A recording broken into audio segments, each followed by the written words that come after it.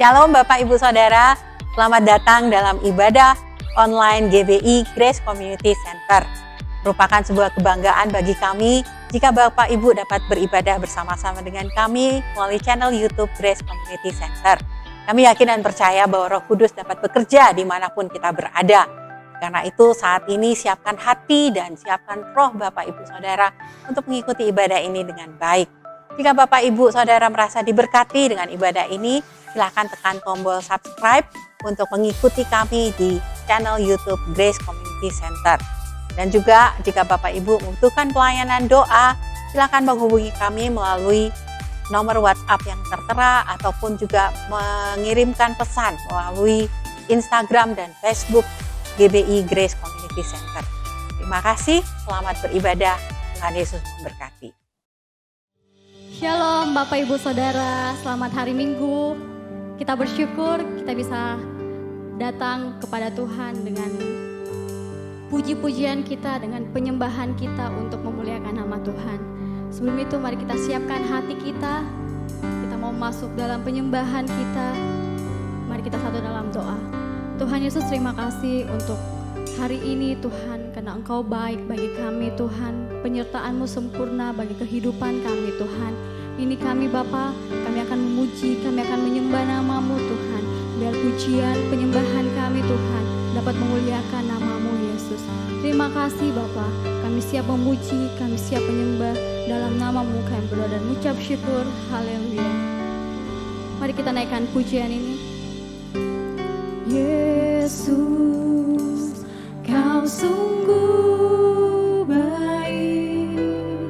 Yesus, nama-Mu indah. Yesus, ku cinta Kau selalu. Ku tinggikan, ku agungkan selamanya. Yesus, Kau sungguh baik. Yesus, nama-Mu indah. Nama-Mu indah ya Tuhan. Yesus, ku cinta Kau selalu. Ku tinggikan, ku agungkan selamanya. Ku mau memuji-Mu. Ini pujian kami Tuhan. Yes Lord. Ku mau menyembah-Mu. Ku selalu sembah-Mu.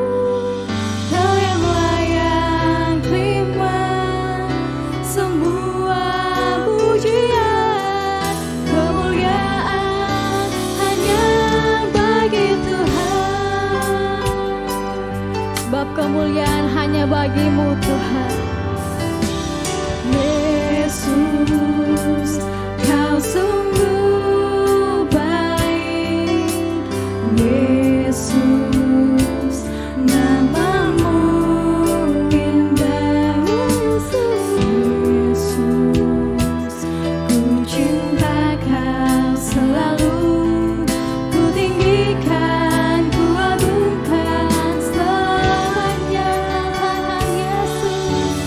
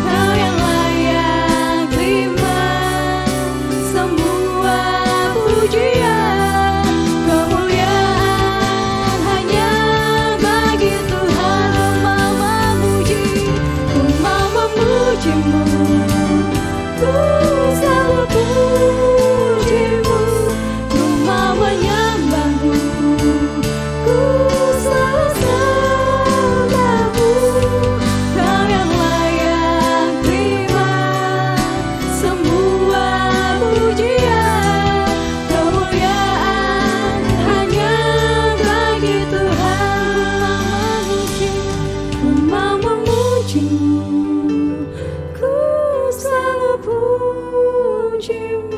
Ini persembahan kami Tuhan, ini penyembahan kami Yesus.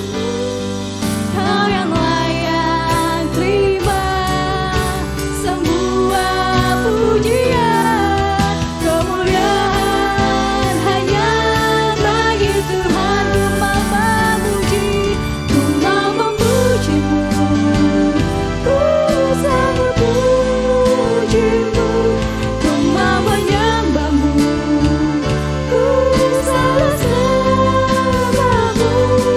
Kau yang layak terima semua pujian, kemuliaan hanya bagi Tuhan.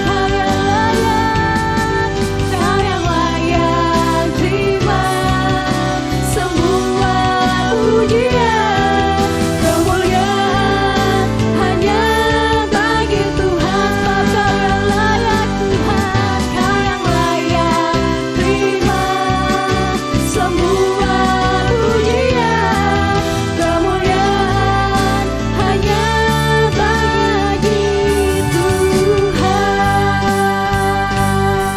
Kemuliaan bagi namamu, kebesaranmu Tuhan Yesus Tuhan. Mari kita angkat sembah kita menyembah Tuhan. Haleluya, haleluya. Bapa, Engkau layak terima pujian, Engkau layak disembah. Ya ralaba syiki, ya ralaba, ya ralaba, bapa syiki, ya ralaba, raba, ya ralaba, raba, ya ralaba syiki, ya ralaba. Yesus, Kau sungguh baik, Yesus Tuhan, Yesus Allah yang setia. Ya ralaba syiki, ya ralaba, raba, ya ralaba, raba, raba, raba syiki, ya ralaba, raba, raba, ya ralaba, raba. Mari angkat sembahmu, ku menyembahmu Tuhan, dalam roh dan kebenaran. Ya ralaba syiki, ya ralaba, raba, raba, raba, raba, ya ralaba, raba, raba, raba, raba, raba syiki, ya ralaba, raba, raba. Ya ralaba syiki, ya ralaba, ya ralaba, raba syiki, ya ralaba, raba, raba, raba syiki, ya ralaba, raba, raba, raba, raba, raba, raba syiki, ya ralaba, raba, ya ralaba, raba. Ya ralaba syiki, ya ralaba. Yesus, ini pujian kami Tuhan, ini korban syukur kami Tuhan. Syiki, ya ralaba, raba, ya ralaba, raba, raba, raba. Ya ralaba, raba, raba, raba, ya ralaba, raba, raba, raba, raba, syiki, ya ralaba, raba, raba, raba, raba, raba. Segenap jiwa menyembahmu Tuhan, seluruh bumi sujud menyembahmu, namamu hidup Tuhan. Ya ralaba syiki, ya ralaba, ya ralaba, bapa syiki, ya ralaba, raba, raba, raba, raba, raba, raba. Ya ralaba, ya ralaba, raba, ya ralaba syiki, ya ralaba, raba, raba, raba. Kami mau menikmati hadirat-Mu lebih lagi Tuhan. Ya ralaba, raba syiki, ya ralaba, raba, raba. Ya ralaba syiki, ya ralaba, ya ralaba. Ya ralaba syiki, ya ralaba, ya ralaba syiki, ya ralaba. Oh, praise the name of the Lord our God. Oh, praise His name forevermore. For endless days we will sing Your praise, oh Lord, our God. Oh, praise the name, oh praise the name of the Lord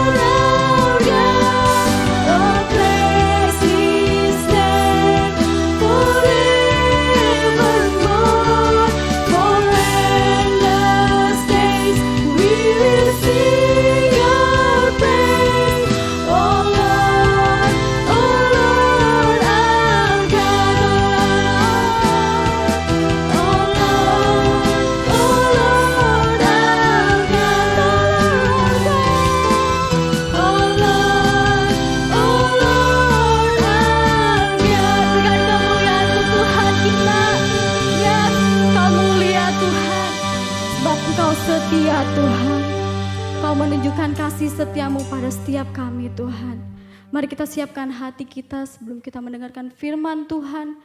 Ini pujian kami Tuhan, ini hati kami siap mendengarkan firman-Mu Tuhan. Berbicaralah pada setiap kami Tuhan. Haleluya Tuhan, ini pujian kami. Bapa, Kau setia. Bapa, Kau mulia. Tenanglah jiwaku, aman bersamamu, lebih dari harta, lebih dari harta, Kau segalanya Tuhan, segalanya.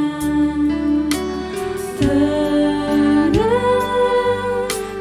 jiwaku dalam hadirat-Mu. Kau tunjukkan kasih setiamu. Kau menyediakan setiap kami Tuhan, sebab Engkau Allah yang setia Tuhan. Kau setia,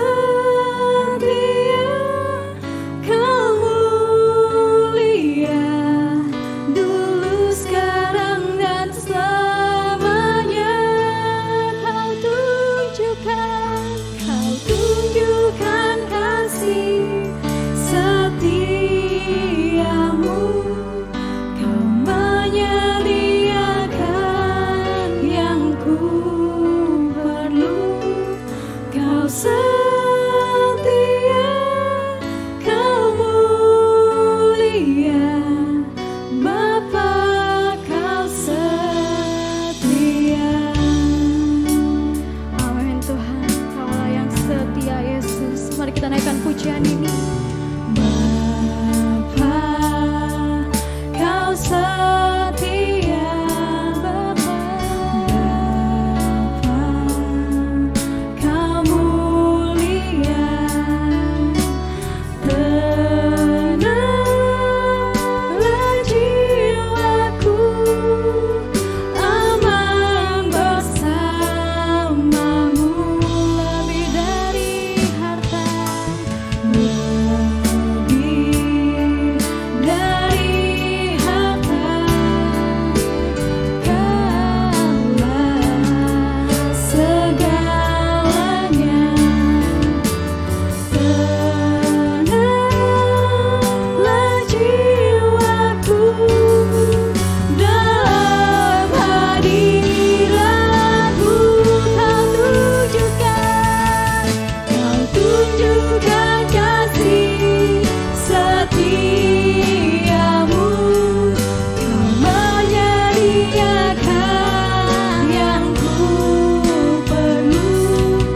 Kau setia, Kau mulia, dulu, sekarang, dan selamanya.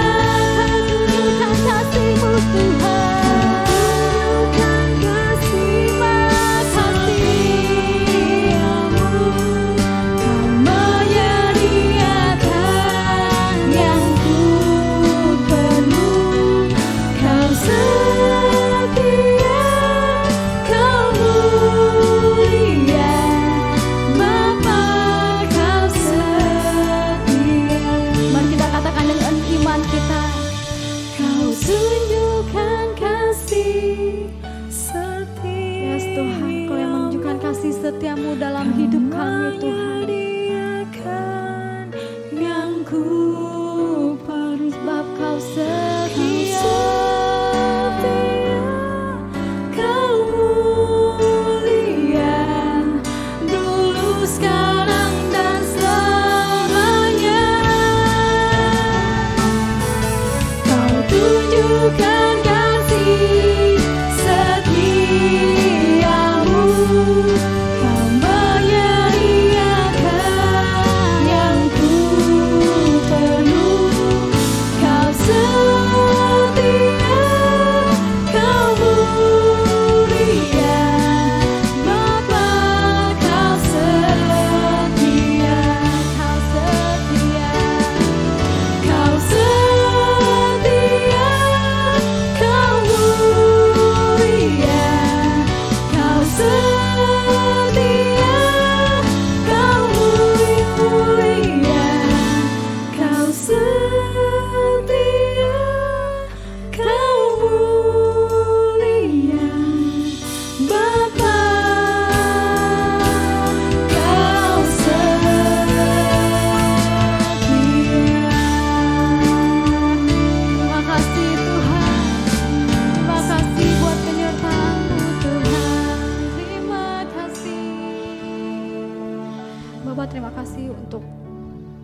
hari ini Tuhan. Kami sudah memuji, kami sudah menyembah nama-Mu Tuhan. Sebentar lagi Tuhan kami akan mendengarkan firman-Mu Bapa. Biar Engkau yang berbicara pada setiap kami Tuhan. Buka hati, buka telinga kami Tuhan. Biar firman yang kami dengar dapat menjadi rema dalam kehidupan kami Bapa. Kami siap mendengarkan, dalam nama-Mu kami berdoa dan mengucap syukur. Haleluya. Amin. Bapak Ibu Saudara, salah satu cara untuk kita memuliakan Tuhan juga adalah melalui pemberian kita. Tiba saatnya kita dapat memberi persepuluhan dan persembahan kita melalui transfer ke rekening yang tertera di layar Bapak Ibu, atau juga dengan men-scan kode QR yang ada di layar. Atau Bapak Ibu Saudara dapat membawanya ke kantor gereja pada hari kerja. Mari kita berdoa untuk persembahan kita. Bapa di surga, terima kasih bahwa Engkau selalu menyediakan segala yang kami butuhkan. Terima kasih bahwa Engkau selalu mencukupkan apa yang menjadi kebutuhan kami tepat pada waktunya. Terima kasih juga Tuhan untuk benih yang Kau berikan kepada kami, baik benih roti untuk kami makan maupun benih untuk kami tabur. Saatnya Tuhan kami akan menabur benih kami Tuhan, biar kiranya Engkau yang memberkati dengan limpah pemberian kami ini. Terima kasih Bapa. Dalam nama Anak Yesus Kristus kami berdoa dan mengucap syukur. Amin. Haleluya. Shalom Bapak Ibu Saudara yang terkasih di dalam nama Tuhan Yesus. Hari ini kita akan kembali merenungkan firman Tuhan. Tetapi sebelumnya mari kita berdoa. Bapa di surga, terima kasih Tuhan atas segala kasih setia dan anugerah yang Kau limpahkan dalam hidup kami. Dan kami akan merenungkan firman-Mu. Urapi hamba-Mu dengan roh wahyu dan hikmat. Urapi hamba-Mu dengan kuasa dan otoritas. Agar hamba-Mu dapat menyampaikan firman ini dengan kata-kata yang sederhana. Tetapi penuh dengan kuasa dan otoritas yang berasal dari surga. Firman yang melengkapi, firman yang meneguhkan, firman yang menguatkan dan mengokohkan setiap kami. Sehingga setiap jemaat-Mu Tuhan dapat bertumbuh dewasa ke arah pribadi-Mu sendiri, yaitu Tuhan Yesus Kristus sebagai Sang Kepala Gereja. Di dalam nama Bapa dan Putra dan Roh Kudus, dalam nama Tuhan Yesus Kristus, haleluya, amin. Shalom, saudara yang terkasih dalam nama Tuhan Yesus, perenungan kita pada saat ini, saya ambil dari Lukas pasal 23 ayat yang ke-33. Lukas pasal 23 ayat yang ke-33. Demikianlah firman Tuhan. Ketika mereka sampai di tempat yang bernama Tengkorak, mereka menyalibkan Yesus di situ dan juga kedua orang penjahat itu, yang seorang di sebelah kanannya dan yang lain di sebelah kirinya. Judul renungan kita pada saat ini adalah belajar dari 3 pribadi di atas kayu salib. Saudara yang terkasih, kita tahu bahwa ketika Yesus disalib bersama dengan 2 orang di samping kanan kirinya. Kita akan belajar sedikit saudara, sebelum kita membahas ketiga pribadi itu, kita akan belajar sedikit sejarah seputar penyaliban Yesus. Saudara, pada masa Yesus hidup, di dalam kalangan Yahudi sudah dipisahkan dengan faksi-faksi atau golongan-golongan. Pada saat itu yang pertama hiduplah golongan Sanhedrin, yaitu golongan mahkamah agama yang diisi oleh orang-orang Farisi dan orang-orang Saduki. Yang kedua, yaitu orang Yahudi Samaria yang tinggal di sekitar Gunung Gerizim. Orang Samaria ini bermusuhan dengan orang-orang Yahudi yang ada di Yerusalem.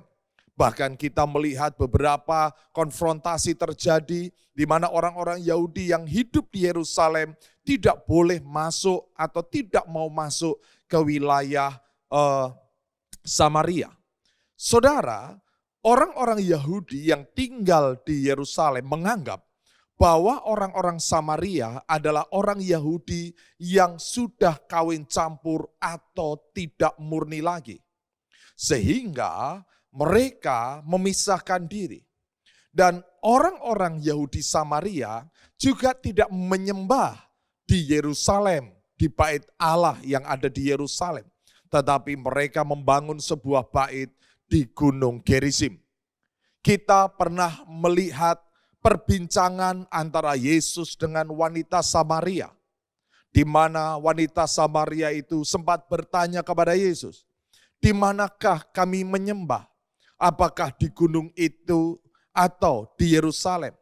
Tetapi Yesus berkata, kita akan datang sebuah waktu bahwa kita tidak lagi menyembah di gunung itu atau di gunung Gerizim maupun di Yerusalem di bait Allah, tetapi kita menyembah di dalam roh dan kebenaran. Yang ketiga, saudara, adalah orang-orang Yahudi atau rakyat Yahudi biasa yang tinggal di sekitar Yerusalem. Yang keempat adalah orang-orang Yahudi yang tinggal di Qumran, di daerah Laut Mati, yang disebut sebagai orang-orang Esseni atau jalan lurus. Orang-orang Yahudi Esseni ini menganggap bahwa orang-orang Yahudi yaitu Sanhedrin, Samaria, dan Farisi Saduki sudah tidak murni lagi di dalam pengajaran. Sehingga mereka memisahkan diri di Qumran.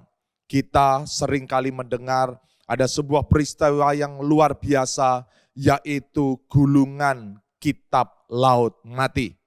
Orang-orang Seni di sana mereka menyalin perkamen-perkamen atau gulungan-gulungan kitab. Dan yang kelima yaitu orang Yahudi yang disebut sebagai Zelot yang dipimpin oleh Yudas Makabe. Nah, saudara, kita melihat bahwa di samping kanan kiri Yesus mereka disalib. Kesalahan apakah yang mereka lakukan, saudara? Menurut wikipedia.org, Wik dan penyalipan,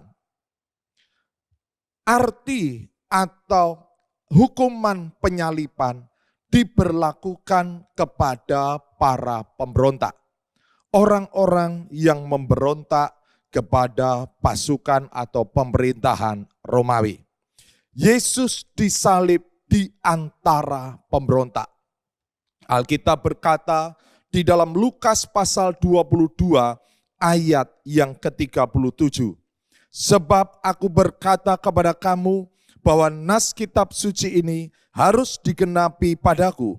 Ia akan terhitung di antara pemberontak-pemberontak. Sebab apa yang tertulis tentang aku sedang digenapi. Jadi Yesus disalib di antara para pemberontak. Bukan hanya sekedar perampok, bukan hanya sekedar pembunuh, bukan hanya sekedar penyamun. Tetapi kesalahan dua orang ini adalah memberontak kepada pemerintahan Romawi. Nah, saudara yang terkasih dalam nama Tuhan Yesus, kita tadi belajar bahwa di dalam sejarah Yahudi pada zaman Yesus hidup ada 5 faksi yang hidup. Yang pertama yaitu Sanhedrin yang diisi oleh kaum Farisi dan Saduki. Yang kedua Yahudi Samaria. Yang ketiga orang-orang Yahudi kebanyakan yang tinggal di sekitar Yerusalem. Yang keempat orang Yahudi Esseni yang tinggal di Qumran yaitu di Laut Mati. Dan yang kelima orang-orang Zelot. Kita akan membahas tentang orang Zelot.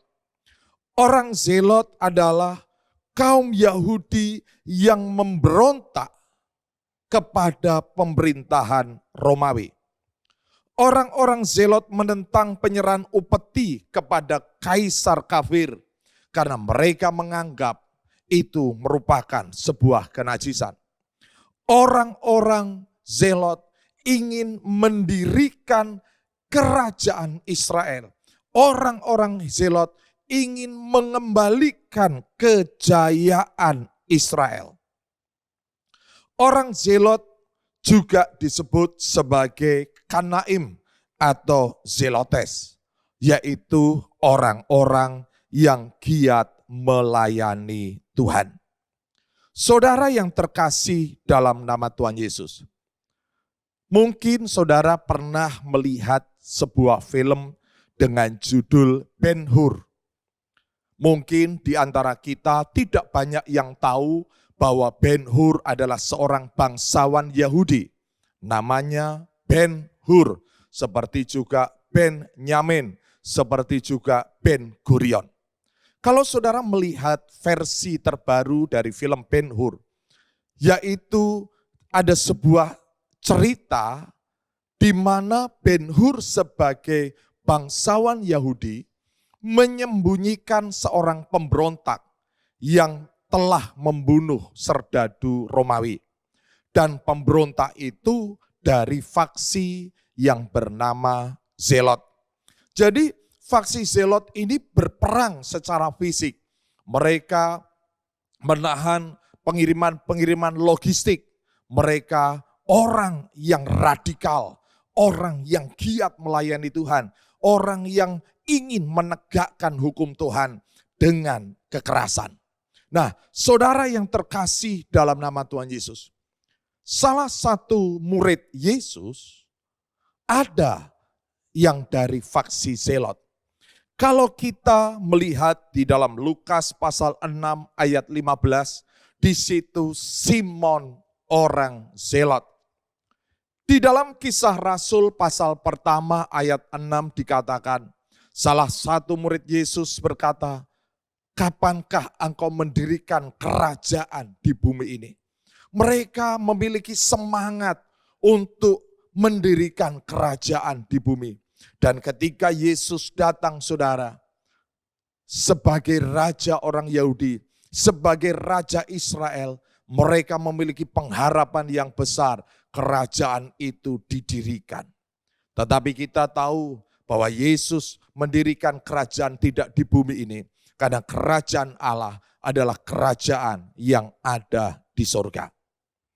Kita sudah belajar bagaimana perjuangan orang Zelot. Dan orang Zelot ini adalah orang-orang sekali lagi yang giat melayani Tuhan.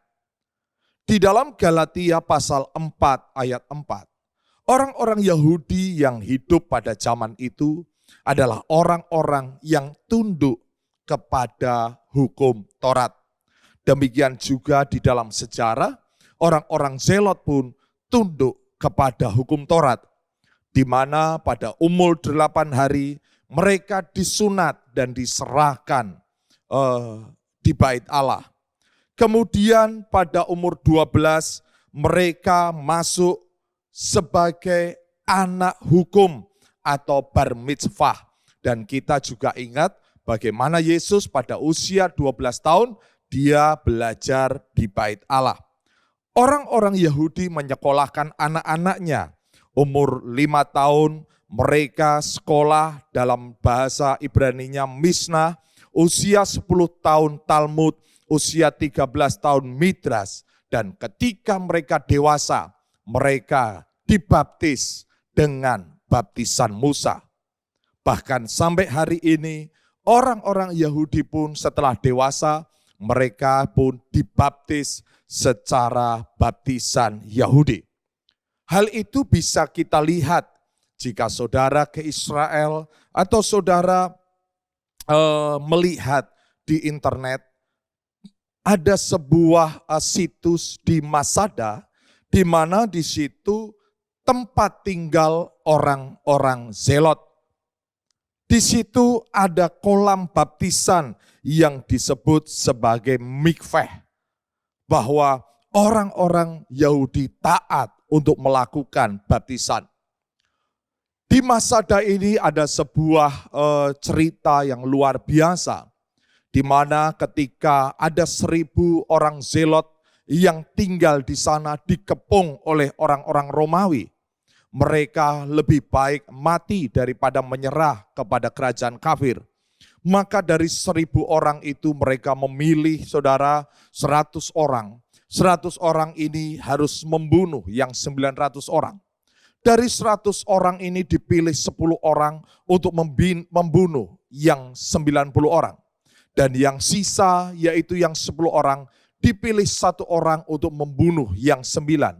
dan yang terakhir dia bunuh diri. Sehingga setiap tentara-tentara Israel yang diwisuda, mereka harus mengucapkan sumpah setia kepada negara untuk berani mati di bukit atau di gunung Masada ini. Sebuah tempat yang penuh dengan sejarah heroik. Itulah kehebatan orang-orang Zelot, semangat yang luar biasa. Nah, karena pemberontakan itu, maka mereka disalib bersama-sama Yesus. Mengapa Yesus disalib? Karena bagi penguasa saat itu, Yesus pun dianggap sebagai pemberontak. Karena label Yesus sebagai Raja Israel. Saudara, sesuai judul saya, bahwa kita akan belajar dari 3 pribadi. Ada banyak orang menganggap itu penjahat yang satu cukup percaya dia selamat. Ternyata dari sejarah bahwa penjahat itu tidak hanya sekedar percaya. Mereka labelnya adalah penjahat. Tetapi jiwa mereka adalah orang yang melayani Tuhan. Nah, kita akan belajar yang pertama, yaitu penjahat yang pertama, saudara. Alkitab berkata bahwa penjahat yang pertama di dalam Lukas pasal 23 ayat 39, dia menghujat Yesus. Dia menghina Yesus. Bahkan dia juga menantang agar Yesus turun dari salib. Mengapa penjahat yang satu itu memiliki pikiran seperti itu? Karena penjahat yang satu ini, dia menganggap bahwa dia seorang yang taat kepada agama Yahudi. Taat melakukan setiap hukum-hukum. Dan dia ada di salib ini karena membela hukum-hukum Tuhan. Tidak mau tunduk kepada pemerintah kafir. Saya bisa simpulkan mengapa penjahat yang satu ini tidak mau terima Yesus. Karena dia menganggap dengan kesalehannya dia bisa selamat. Padahal Alkitab berkata bahwa kesalehan kita seperti kain kotor, saudara. Penjahat yang menolak Yesus adalah seorang yang merasa benar. Dia memiliki sifat sombong rohani. Menganggap bahwa dengan perbuatannya dia bisa selamat. Tetapi Alkitab jelas berkata bahwa perbuatan baik kita tidak bisa menyelamatkan. Karena keselamatan perlu anugerah, keselamatan perlu pengorbanan, dan Yesuslah sebagai korban keselamatan. Yang kedua, saudara, penjahat yang kedua adalah penjahat yang menerima Yesus Kristus sebagai Sang Mesias yang menyelamatkan. Walaupun dia juga seorang yang giat melakukan hukum Tuhan. Tetapi dia tahu tanpa Yesus dia tidak selamat. Maka di kayu salib itu dia menerima Yesus sebagai juru selamat. Yang kedua, ketika semua orang meninggalkan Yesus, penjahat yang kedua tidak pernah meninggalkan Yesus, bahkan dia percaya dan setia. Ketika semua orang menyalahkan Yesus, justru penjahat yang kedua ini bertobat atas kesalahannya. Dia benar-benar mengenal pribadi Yesus dengan berkata bahwa Yesus tidak bersalah. Saudara, penjahat yang kedua ini memiliki iman yang luar biasa. Ketika semua orang berpikir untuk bisa turun dari salib, penjahat yang kedua ini justru memikirkan perkara surga. Di mana dia berkata kepada Tuhan Yesus, kalau engkau nanti naik ke surga, aku mau bersama-sama dengan engkau. Dan dalam penderitaannya, tidak sedikit pun dia menghujat Yesus. Kita melihat ada sebuah perbedaan antara penjahat yang pertama dengan penjahat yang kedua. Walaupun mereka sama-sama taat kepada hukum Tuhan. Penjahat yang pertama hidup dalam kesombongannya, yang saya istilahkan sombong rohani, seperti anak sulung yang tinggal dengan bapaknya. Tetapi penjahat yang kedua, dia tahu segala kelemahannya.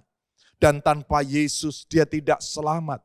Seperti anak bungsu yang kembali kepada bapaknya. Biarlah kita meneladani penjahat yang kedua ini, saudara. Walaupun dalam kesalehan kita, di dalam kerajinan kita, di dalam semangat kita berjemaat melayani, kita tidak pernah merendahkan orang lain. Kita tidak pernah merasa yang paling benar. Tetapi kita terus meminta anugerah dari Tuhan. Dan yang ketiga, pribadi yang ketiga, yaitu Yesus. Di sini kita melihat di dalam Matius pasal 27 ayat yang ke-42. Orang lain ia selamatkan, tetapi dirinya sendiri tidak dapat ia selamatkan. Ia Raja Israel. Baiklah ia turun dari salib itu, dan kami akan percaya kepadanya. Di sini kita melihat, saudara, Yesus ditantang, saudara. Kalau orang-orang zaman sekarang ada sebuah istilah, lu jual gua beli. Saudara, jika Yesus turun saat itu, saya percaya akan terjadi kegemparan yang dahsyat di Yerusalem, bahkan di Jazirah Mesopotamia, saudara. Yesus bisa saja membuktikan kealahannya dengan turun, dan mungkin ketika Yesus turun ada banyak orang yang bertobat, orang yang takut. Tetapi justru Yesus tidak turun. Apakah paku yang menancap di tangannya dan kakinya bisa menghalangi dia untuk turun? Tidak, saudara. Terlalu mudah Yesus turun. Tetapi mengapa Yesus tidak turun? Yang pertama dikatakan bahwa Yesus rendah hati dan taat. Dalam Filipi pasal yang kedua ayat yang ke-8. Dia tidak, saudara, mempertahankan kealahannya, kesetaraannya dengan Allah. Dia merendahkan diri, dia taat sampai mati di kayu salib.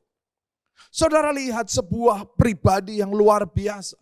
Kerendahan hati dari sang raja yang kita sembah. Hal ini bertentangan dengan sifat iblis yang selalu berkata, aku hendak naik ke langit, aku hendak duduk di pertemuan, aku hendak menjadi yang maha tinggi.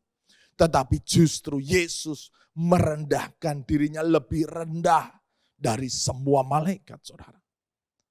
Ketika iblis mempertahankan keakuannya, justru Yesus tidak mempertahankan, saudara. Yesus memberikan keteladanan kepada kita agar kita tidak hidup di dalam keakuan dan kesombongan. Seperti tema GBI, saudara, yaitu mengalahkan keakuan untuk memuliakan Tuhan. Yang kedua, Yesus mengapa dia tidak turun dari salib. Di dalam Yesaya pasal 50 ayat yang ke-6. Aku memberi punggungku kepada orang-orang yang memukul aku dan pipiku kepada orang-orang yang mencabut janggutku. Aku tidak menyembunyikan mukaku ketika aku dinodai dan diludahi. Yesus memberi. Kematian Yesus bukanlah kematian martir. Bukan juga kematian syuhada. Kematian Yesus adalah kematian korban. Dia mati untuk orang lain diselamatkan. Yesus, saudara, memberikan keteladanan kepada kita. Dia tetap disalib agar orang lain diselamatkan. Dia tetap disalib agar kutuk itu diubah menjadi berkat. Dia tetap ada di salib agar kita tidak mengalami kematian yang kekal, tetapi beroleh hidup yang kekal. Dia tetap disalib agar bilur-bilurnya menyembuhkan sakit penyakit kita. Dia tetap disalib agar kita memperoleh kemuliaannya. Saudara yang terkasih dalam nama Tuhan Yesus, ada 3 pribadi di kayu salib. Yang seorang memiliki kesombongan rohani, merasa paling benar dengan kesalehannya. Yang kedua, dia orang yang benar, tetapi perlu kasih karunia Tuhan, perlu anugerah Tuhan dalam setiap sisi kehidupannya. Dan yang ketiga yaitu Raja yang kita sembah, Tuhan Yesus Kristus. Dialah Sang Gembala. Firman Tuhan berkata, saudara, pikulah kuk yang kupasang dan belajarlah daripadaku, karena aku lemah lembut dan rendah hati, maka engkau akan mendapatkan ketenangan. Biarlah hari-hari ini kita meneladani kasih Tuhan. Saudara yang terkasih dalam nama Tuhan Yesus. Yang terakhir, Alkitab berkata bahwa sesaklah pintu untuk menuju keselamatan. Di dalam Lukas pasal 13 ayat 24. Berjuanglah masuk pintu yang sempit. Ada banyak orang yang berusaha tetapi tidak bisa. Penjahat yang kedua bukan hanya sekedar percaya, tetapi dia mengerjakan keselamatan dalam hidupnya. Keselamatan saudara ada dua. Yang pertama anugerah, yang kedua kerjakanlah keselamatanmu. Biarlah kita terus saudara mengarahkan pandangan kita kepada Yesus. Haleluya. Amin. Kita berdoa. Bapa di surga, terima kasih Tuhan atas segala anugerah-Mu. Kami percaya Engkaulah jalan kebenaran dan hidup. Maka Tuhan ajar kami untuk memiliki hati yang rendah hati, lemah lembut Tuhan, dan belajar taat. Agar jiwa kami beroleh ketenangan. Ampuni atas setiap dosa dan kesalahan kami, keakuan yang ada dalam kehidupan kami, yang seringkali selalu menghakimi orang lain, menganggap kami paling layak di hadapan-Mu. Tetapi hari ini Tuhan, kami perlu anugerah-Mu, kami perlu pengampunan-Mu, kami perlu kasih-Mu. Biarlah Engkau memberkati setiap jemaat-Mu. Ketika mereka diolok-olok, diludahi, biarlah mereka belajar untuk taat dan setia seperti Tuhan Yesus Kristus. Kami berdoa Tuhan, agar setiap orang yang sedang hari-hari ini sedang direndahkan oleh orang lain, mereka tidak mengangkat keakuannya, tetapi belajar untuk memikul kuk yang Engkau sediakan Tuhan. Terima kasih atas anugerah-Mu. Biarlah Engkau terus memimpin setiap langkah jemaat-Mu untuk tetap setia sampai pada akhirnya. Baiklah jemaat Tuhan, angkatlah kedua tangan-Mu, arahkan mata rohani-Mu, dan terimalah berkat dari Tuhan. Diberkatilah engkau yang tertanam di dalam taman Tuhan. Diberkatilah engkau laki-laki, engkau menjadi pohon tarpantin kebenaran tanaman kesukaan Tuhan yang menceritakan tentang keagungan Tuhan. Diberkatilah engkau para wanita, engkau menjadi pohon anggur yang manis dan lebat, yang tak pernah mengalami kekeringan sekalipun pada musim kemarau. Pakaianmu adalah kekuatan dan kehormatan, dan engkau akan tertawa tentang hari depanmu. Diberkatilah engkau anak-anak muda, kau menjadi tunas zaitun yang berjalan dalam wibawa dan otoritas Allah. Seperti anak panah di tangan pahlawan, demikianlah hidupmu di tangan Tuhan. Tuhan Yesus datang untuk memberi hidup dalam kelimpahan. Maka engkau bersama anak cucumu tidak minta-minta roti. Engkau bersama anak cucumu mewarisi bumi. Terimalah segala berkat Allah Abraham, Ishak, dan Israel jasmani rohani, persekutuan kasih dalam Tuhan Yesus Kristus, sukacita damai sejahtera dalam kuasa Roh Kudus, menyertai kehidupan kita sampai Maranatha. Yang percaya sama-sama katakan, amin. Haleluya, Tuhan Yesus memberkati.